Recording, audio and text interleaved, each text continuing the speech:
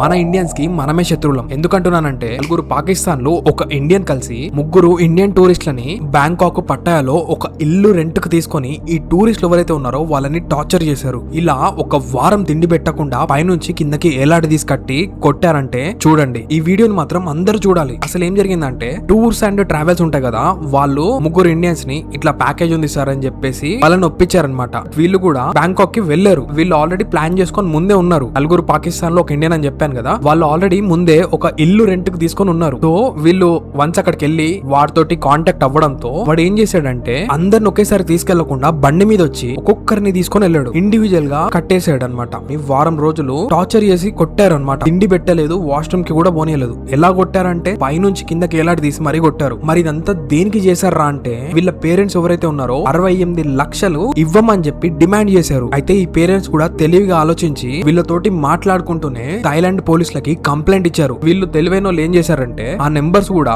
Dubai the ఇంకా UAE number తీసుకున్నారు. ఈ పోలీసులు మాత్రం ఈ లొకేషన్స్ అంతా పట్టుకొని ఆ హౌస్ దగ్గరికి ఎలాగోలాగా చేరుకొని వీళ్ళని రెడ్ హ్యాండెడ్ గా పట్టుకున్నారు. టూర్ కి ప్లాన్ చేసినా గానీ, టూర్ ప్యాకేజెస్ అని ఎవరన్నా కాల్ చేసినా గానీ 1-2 సార్లు మాత్రం ఆలోచించుకోండి. తక్కువనే కదా అని వెళ్తే ఇలాంటి డార్క్ సిచ్యువేషన్స్ కూడా ఎదురైతాయి అని చెప్పడమే ఈ వీడియో యొక్క ముఖ్య సందేశం. ఈ వీడియోని మాత్రం మీ ఫ్రెండ్స్ అండ్ ఫ్యామిలీ తోటి తప్పకుండా షేర్ చేయండి. ఎందుకంటే ఇలాంటి ఇన్సిడెంట్స్ జరుగుతాయని మన వాళ్ళకి తెలియాలి. ఇంకా నా పేజ్ ని ఫాలో చేసి పెట్టుకోండి. ఇలాంటి అవేర్నెస్ వీడియోస్ మాత్రం తీసుకొస్తూనే ఉంటాను. అంతవరకు జై హింద్, జై భారత్.